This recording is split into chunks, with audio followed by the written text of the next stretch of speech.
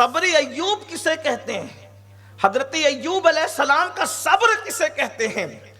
کائنات کے اندر صبر ایوب کتنا مشہور ہے، اگر اس پر گفتگو تو ایک نیا عنوان نکلتا ہے، لیکن اس پر کوئی گفتگو نہیں کرتا۔ اندازہ فرمائے، لیکن اللہ پاک اسے صبر ایوب کا ثواب، جو بیوی کی اذیتوں پہ تکلیف پہ صبر کرے، صبر ایوب کا ثواب اسے عطا کیا جاتا ہے۔ کہاں نبی کا صبر، اللہ رب العزت نے ان کے صبر کے بارے میں فرمایا نعم العبد، وہ ہمارا کتنا اچھا بندہ۔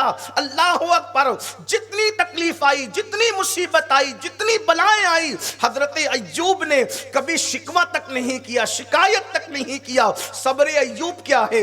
بچے اللہ اکبر دیواروں کے نیچے دب کے مر گئے، حضرت ایوب کو کسی نے کہا ایوب تمہارے سب بچے مر گئے۔ ایک ہی لمحے میں سب بچوں کا مر جانا، پہاڑ بھی ہل جاتا ہے۔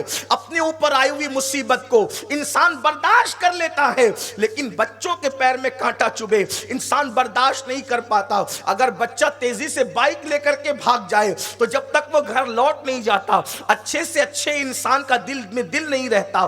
اللہ اکبر، سوچ منتشر ہو جاتی ہے، ذہن منتشر ہو جاتا ہے۔ لیکن حضرت ایوب کے پاس جب آنے والا یہ خبر لے کر آتا ہے ایوب تمہارے سارے بچے دب کر کے مر گئے ہیں، حضرت ایوب کہتے ہیں الحمدللہ، اللہ کا شکر ہے۔ عظمت دیکھیں، صبر ایوب کسے کہتے ہیں؟ کہتے ہیں الحمدللہ۔ ایوب اس پر بھی الحمدللہ ارشاد فرماتے ہیں میرا ہے ہی کچھ نہیں، اولاد تو اللہ کی امانت ہے، دیا تو بھی الحمدللہ، لیا تو بھی الحمدللہ۔ سبحان اللہ۔ یہ صبر ایوب ہے۔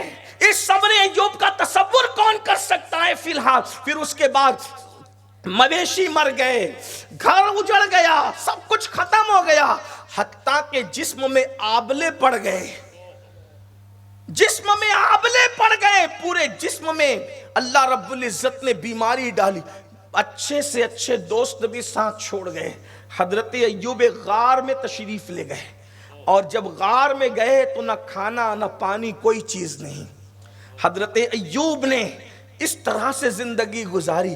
ایک دن ایسا ہوا کہ حضرت ایوب مکمل صبر کا پیکر بنے تھے، بلکہ اگر میں اپنے ذوق کے مطابق کہوں کہ ایوب علیہ السلام کے صبر کو دیکھ کر حیرت بھی حیرت میں مبتلا تھی، حیرت بھی حیرت میں ڈوب گئی ہوگی۔ کوئی ایسا بھی صبر کر سکتا ہے؟ لیکن حضرت ایوب کی بیماری نے جب آپ کے دل پہ حملہ کیا اور آپ کی زبان پہ حملہ کیا تو حضرت ایوب کی چیخ نکل گئی، ایوب علیہ السلام کی چیخ نکل گئی۔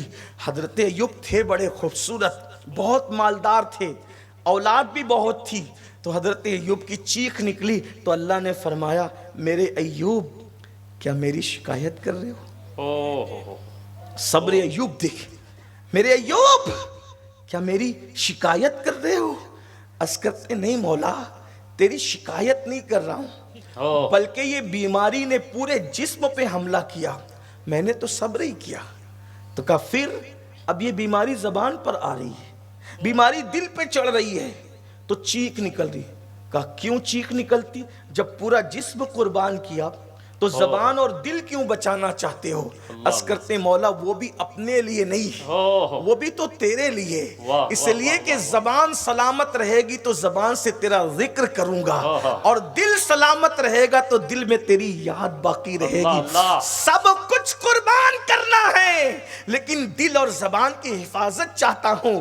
اس بیماری کو کہہ دے کہ جو کچھ کھانا ہے کھا لے، لیکن ایوب کی زبان اور دل باقی رہے، تاکہ زبان پر تیرا ذکر رہے، دل میں تیری یاد رہے۔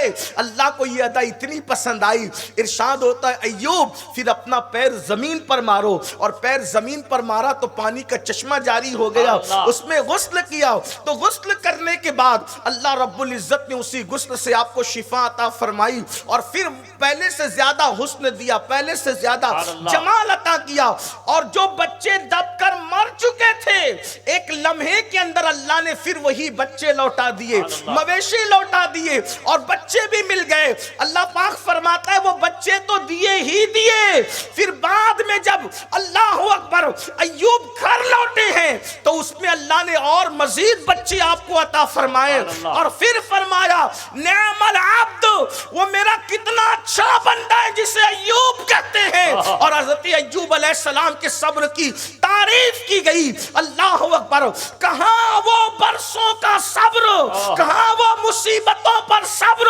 کہاں وہ استقامت کا پہاڑ، مگر مصطفیٰ جان رحمت اتنی چھوٹی بات پر کتنی بڑی بشارت دیتے ہیں، اگر بیویوں کی بدخلقی پر صبر کرو گے اللہ تمہیں صبر ایوب کا ثواب عطا فرمائے۔